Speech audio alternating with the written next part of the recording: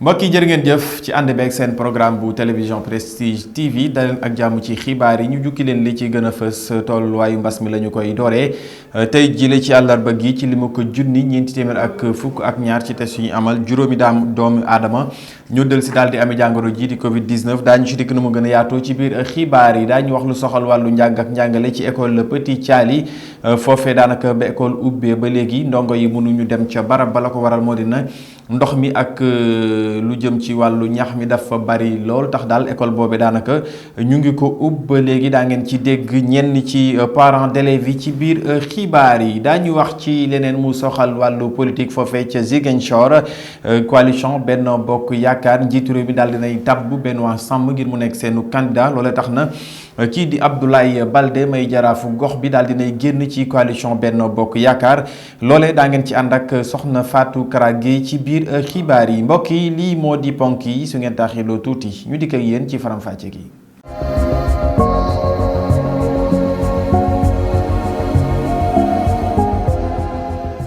mu ngoog ñu dellu nuyu leen jaajëfal leen ci ànd beeg seen programme bu télévision Prestige TV ni ñu ko junjee ci ponk xibaar yi tolluwaayu mbas mi la ñu koy dooree ak li mu junni ñeenti téeméer ak fukk ak ñaar ci test yu ñu amal juróomi doomu aadama ñoo del si daal di ami jàngoro ji di Covid 19 ñu tuddee leen ay cas communautaire maanaam ñi nga xam ne dañoo am jàngoro ji di Covid 19 te xamuñu kan moo leen ko wàll résultat yi nu mel nag mu ngi tukkee ko foofee ca màkkaanu joriñ ju ñu dénk wàllu wër-gi-yaram di Abdoulaye Diouf Sarr.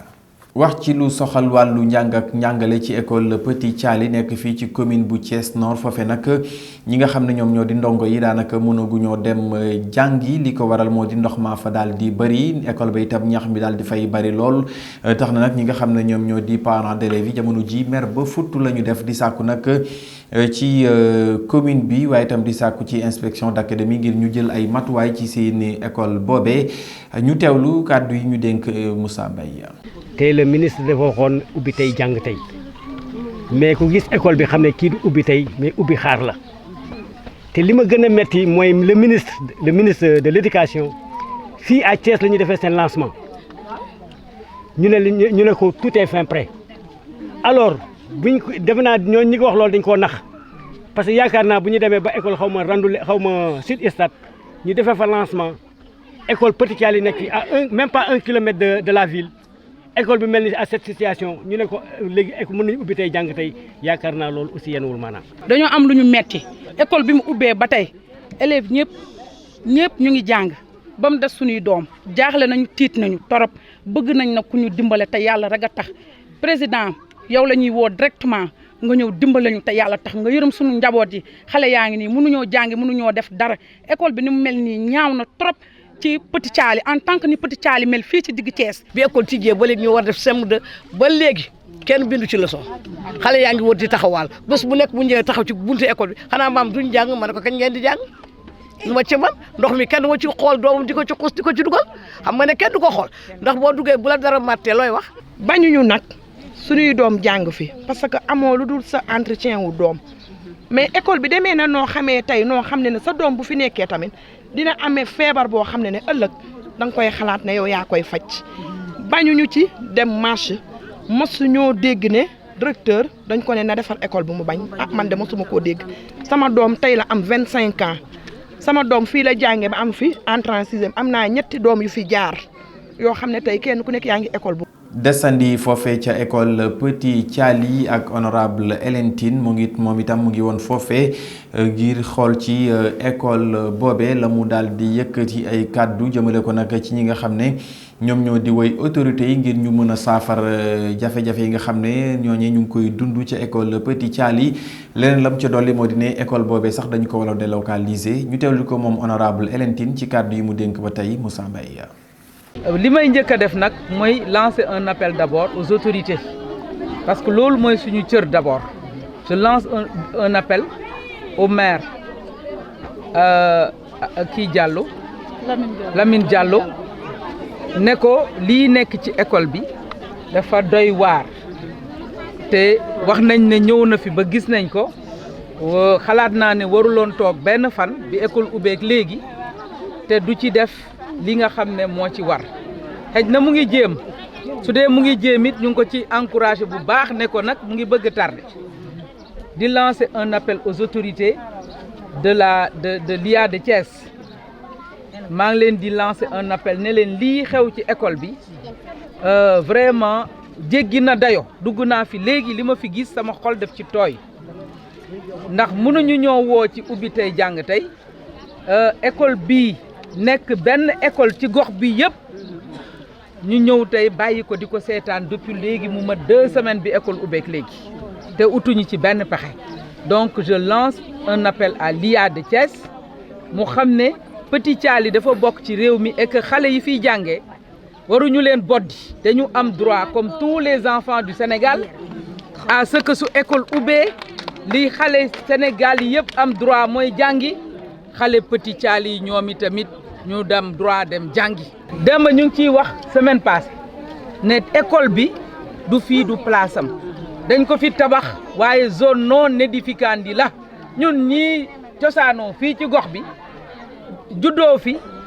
fii nekk suñu ay maanaam cosaan xam nañu fu ndox ak aw ak fu mu awul bu ñu fi tabaxee école bi ba pare nag te xam ne mënatul nekk nañ ko délocaliser ñun ñi doxoon nañ ci Demba mi wax na ko ba ñoom man foogoon naa ne il ne restait plus qu'à construire l'école. honorable Hélène Tine mbokk yi ñu wax ci leneen mu soxal wàllu politique foofee ci commune bu Notto Diobass xam ngeen nag kii di Aliou Sarr di jaraafu gox bi moom la Benno Bokk Yaakaar daal di woon tabb ngir mu nekk seenug candidat tax nag kii di Fatou Ndiaye ŋàññoon lu nu mel ginnaaw gi nag daal dina ñuy juboo ba mu daal di dëggalaat ak candidature moom moomee di Aliou Sarr nag yëkkati na ay kàddu ca ndaje moomee ñu daan jëmmalee seenuk ànd boobee jàpp ne foofee ci commune bu Notto Diobass jàmm rek lañ fay sàkku ci élection yi ñu dëgmal ñu teewlu ko moom Aliou Sarr ci kàddu yi mu dénk El Hadj Mamadou Ndione. bërëb bii di Notto Diobass li mu soxla mooy ay doomam li mu soxla mooy képp ku fi dëkk nga am pas-pas nga am mën-mën nga am xam-xam man maa ngi lay seet pour ànd ak yow ñu dajale loolu yëpp mu nekk benn pour njëriñu Diobass. kon le rassemblement des forces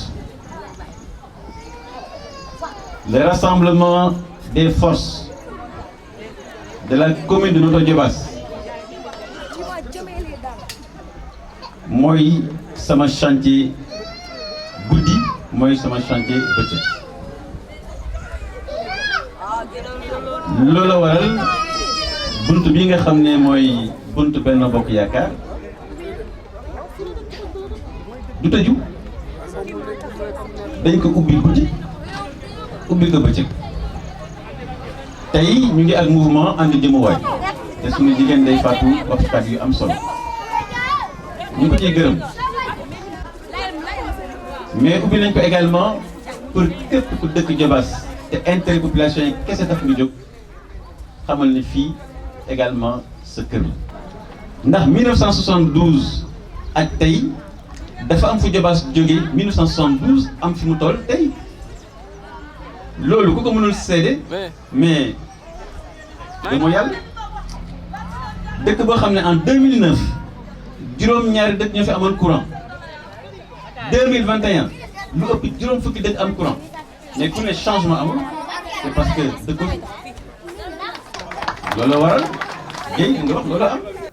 ñu wutali foofee ca commune bu Morolan wax nag ci projet PAREM bi nga xam ne dañu ko jagleel ñi nga xam ne seen loxo jotul seenug ginnaaw mu nekk ak njaboot goo xam ne ñu ngi toll ci 200 ak juróom fukk enveloppe nag mu ngi toll ci 2 fukki millions ci suñu koppar ci téeméer boo jël daanaka fukk yi dañu ko jagleel ñi nga xam ne ñoom ñoo di way handicapé yi kër yor nag PAREM nekk ci région de Thiès yëkkati na ay kàddu daal di koy dénk Moussa Mbaye ñu teewlu ko. projet bi nekk na li nga xamante ni dafa juddoo ci maanaam feebar bi nga xam ne moom la ñuy wax Covid-19 xam nga bi mu nekk ñëwee fii Sénégal ñëpp xam nañ ni faagaagal na gox yu bëri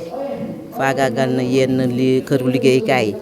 yi yenn kër yi tamit même chose parce que boo xoolee ñi nga xam ne sax dañ doon njaay mu sew amatuñu fu ñu jaar ba dem jaay seen njaay mënatuñu dem mënatuñu dikk ñenn ñi sax seen wërgu yaram mayatu leen pour ñuy déplacer wu loolu moo tax gouvernement Sénégal taxaw dimbale kër docteur yi ci seen matériel yi ñuy am taxaw ngir fexe ba pénurie si li nga xamante ni mooy dund bi bañ a am ak yeneen ci biir loolu nag la wax ministère bu nekk il faut mu def loxoom ci xeex boobu loolu moo tax ñun ministère de la femme comme déjà amoon na lëkkaloo ak gouvernement Italie ñoom ñoo taxaw pour jëmmal bi programme ñu koy wax PAREM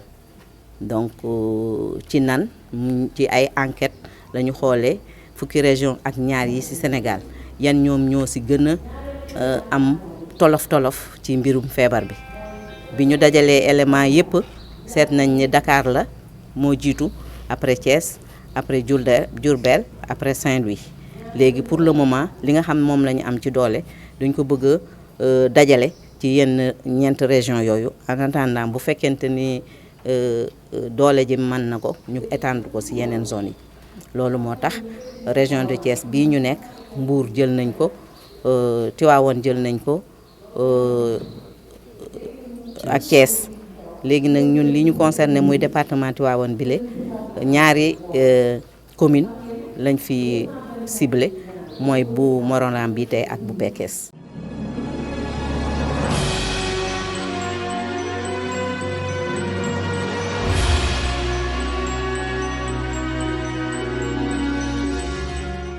mbokk yi mu ngi noonu ñu tàbbi ci xibaari ñeel biir réew mi la ca gën a fës bokk na nag ci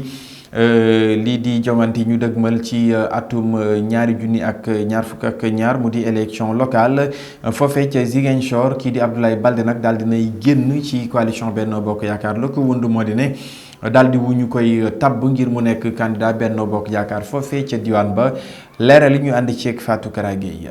ñu tàmbali xibaar bi réew benn exercice de simulation ngir mën a indi ay tontu ci wàllu ñam yi ngir wéegu yaram nit ñi nañu ko amal tey jii ci Thiès projet boobu Grand-Duché de Luxembourg moo ko financé te mootaayu xeet toppatoo wàllu dund gi FAO moo ko tëral ci njiitu jëwriñ bu yor wàllu wéegu yaram bu Sénégal. ñu toftalee ko ak Abdoulaye Baldé génn na ci coalition Benno Bokk Yaakaar li waral loolu mooy président Macky Sall moo investir Benoît Sambou ci élection yi ñu dëgmal ca meeru Ziguinchor loolu nag moo nakaree Abdoulaye Baldé ak ñamu àndal la Macky Sall nag tànn na Benoît Sambou ak Seydou Sané ngir ñu mën a jiite élection 23 janvier yu ñu dëgmal la. ñu jeexalee xibaari biir réew mi ci wàllu passeport diplomatique ñaari député Boubacar Biaye ak El Hadji Mamadou Sall commission ad hoc nañu leen déglu àjjuma ji ci bu fukk waxtu jotee commission boobu mooy saytu li ñu mën a yëkkati malaano kiiraay ñaari député yooyu ay meeru ñëng ku ñu dénk ci bopp commission ad hoc boobu xam nañ jot na bataaxal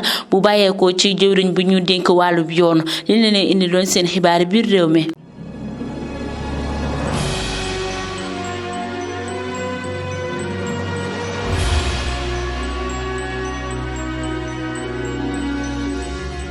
Fatou Kara Gueye sant ko gërëm ko mbokki xibaari ñeel biti réew ñu àndi ci Ramatoulaye Cissé.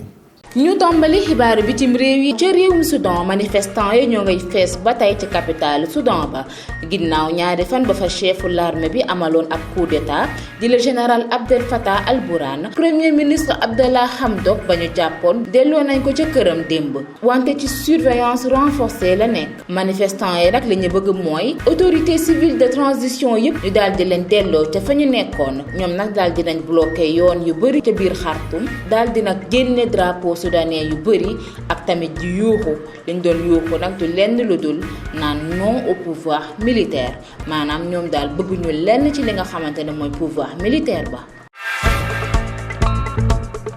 ci réewum Brésil ab commission d'enquête bu Sénat daal dina génn ab rapport démb ci talaata gi buy dal bu baax a baax ki nga xamante ne mooy le président Jair Bolsonaro moom mais nag ñu nga xamle que ni def na juróom-ñeenti crime yi sax bokk na ci benn crime contre l'humanité moom mais nag ci li soxal wàllum Covid-19 takkal nañ ci bu baax a baax ndax ñoo ngi xamle que ni contamination de masse bi kenn waralu ko lu dul le président brésilien ci ay manifestations yi mu doon defal di dagale nit ñi sans pour autant mu takk masque moom mais nag takkal nañ ko bu baax a baax ci li nga xamante ne mooy la contamination de masse bi nga xamante ne moo am foofee ci réewum Brésil. ginnaaw ay ati coow yi amoon ci fi nga xamante ne mooy la musée du Quai Branly nga xamante ne ay œuvre d'art waa réew mi beneen yu bëri ñoo fa nekkoon coow loolu nag mën nañ jàpp ne dakk na ni ki tey ndax ki nga xamante ne mooy Emmanuel Macron daal dina dëgmal ni ki tey ngir delloo 20 œuvre ak juróom benn ci ay œuvre d'art yi nga xamante ne troupe coloniale française yi ñoom daal ñoo ko jëlee woon foofee ci réewum Bénin daal di ko indi foofee ci réewu France ki nga xamante ne mooy Emmanuel Macron dëgmal na ni ki tey ngir delloo œuvre yooyee ci seen borom maanaam réewum Bénin ginnaaw nga xamante ne œuvre yooyu ñu ngi woon ci réewum France ci lu ëpp téeméer at mën nañ jàpp ne daal œuvre yooyee nga xamante ne bàyyeekoowul foofee ci réewu France dinañ ko delloo seeni borom ni ki tey mbokk yi li moo nekkoon seen xibaaru bitim réew.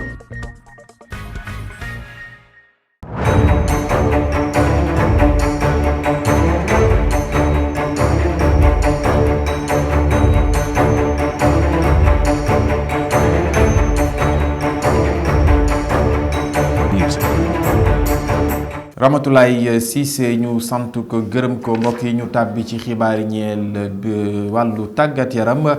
ñu ànd ceeg moom Ndeye Coumba Fall. ñu tombali xibaar yi ñeel tàggat yaram ak Sénégal mi nga xam ne daal dinay bokk rek ci lu jëm ci wàllum éliminatoire CAN féminine bu Maroc 2022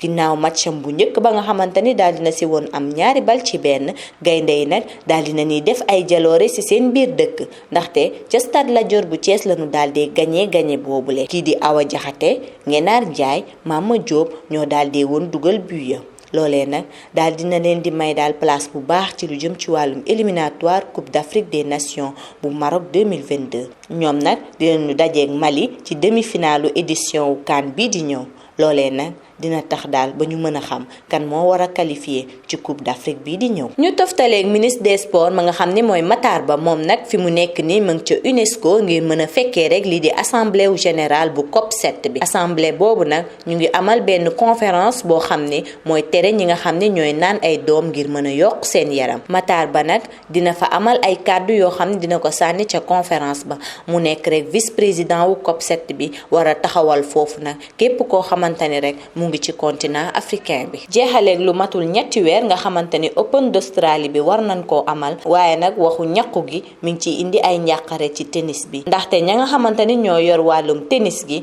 ñoom nag daal dinañuy génnee képp koo xamante ni joueur la te jotoo ñàkku ji loolee nag dina indi ay njàqare ndax ka nga xamante ni mooy Novak Djokovic nekk ca kanam moom nag dañ ko daal di génnee autorité yi nag daal di nanoo xamle ni ci pub yi ci café yi ci restaurant yi ak lépp loo xamante ni day indi ndajaloo ki nga xamante ni vacciné wul daal du ci mën a bokk lii mooy ndax keppee seen xibaar tàggat yaram. ñu desandi ba tey ci lu soxal wàllu tàggat yaram suñu gaynde yu jigéen yi daanaka ndam lu am solo la ñu am seen diggante ak Libéria ba ñu génnee ca match boobee ka leen di tàggat di Mame Moussa Cissé andiwaat na ak jàngat ci match boobee ñu teewlu ko ci kàddu yi mu dénk Fallou Ndaw. mbégte ak sant yàlla bu baax parce que en fait bi ñu joué match aller bi li nga xam ni mooy jàngat bi nga xam ni moo njëkk am mooy gagné nañ leen seen dëkk mais véritablement man kontaanu ma woon maa ngi koy wax sama staff mi ngi bokk ci rare match yi nga xam ni gagné naa ko ba pare kontaanu ma vraiment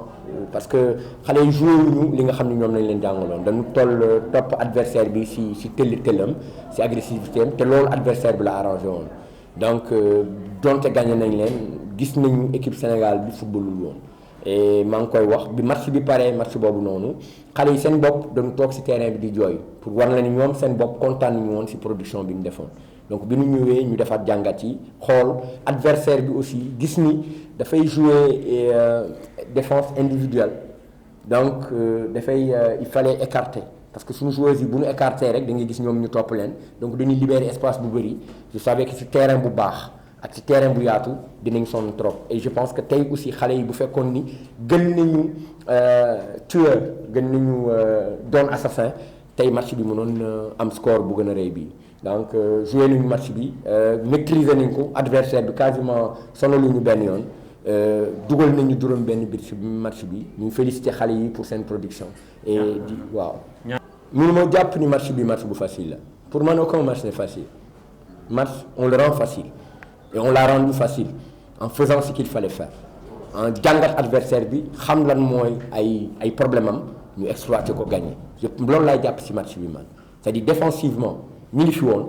war nañu Libéria que ñun bëgguñu ñu dugal suñu camp bi ñu jotee ballon bi football léegi nag histoire Mali moom beneen histoire la Mali moom beneen histoire la dinañ am temps jàngat ko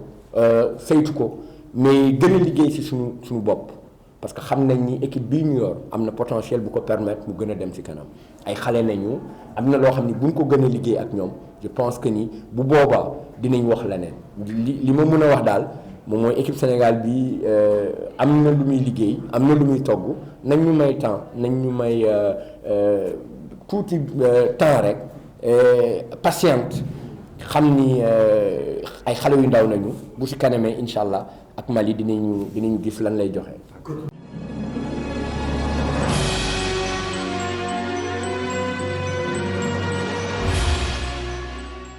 mbokk yi mu ngi noonu ñu jeexalee xibaar yi li ëttu kër yéenekaay yi xëy dëxëñ tey jële seeni xëtu njëkk ñu ànd ci Rokhaya Mbengue. mbokki dalee nag jàmm ñu doori seen xibaaru yéenekaay yi ak l'Observateur ca ñetteelu page ba ñu ngay wax ne jeex na ànd bi UCS ak APR doon def suñu ay natango di ñu xamal ne dina jafe lool ci coalition bi ginnaaw ba maire Ziguinchor Abdoulaye Baldé daal di décidé daal di quitter maanaam dem yoonam beddeeku ci Benno Bokk Yaakaar ndax it dafa fas yéene teg coalition boppam ngir local yi loolu nag du yomb ci ñoom. La Tribune ci page 4 moom nag mi ngi wax ne benn délégation daal nay jóg ci way taskatu xibaar yi àndandoo rek ngir daal di jàppale Bougane Gueye Dany ginnaaw ba groupe de presse am bi amee ay jafe-jafe ci wàllug lu soxal fisc mu mel ni rek loolee mi ngi toll ci ñaari suñuy milliards ba tax na daal ñoom fas yéene nañ def ab waxtaan maanaam médiation ngir nag daal di dem CDEPS ak it jiite ki ko jiite di Mamadou Ibra Kane ngir nag daal di saytu nees def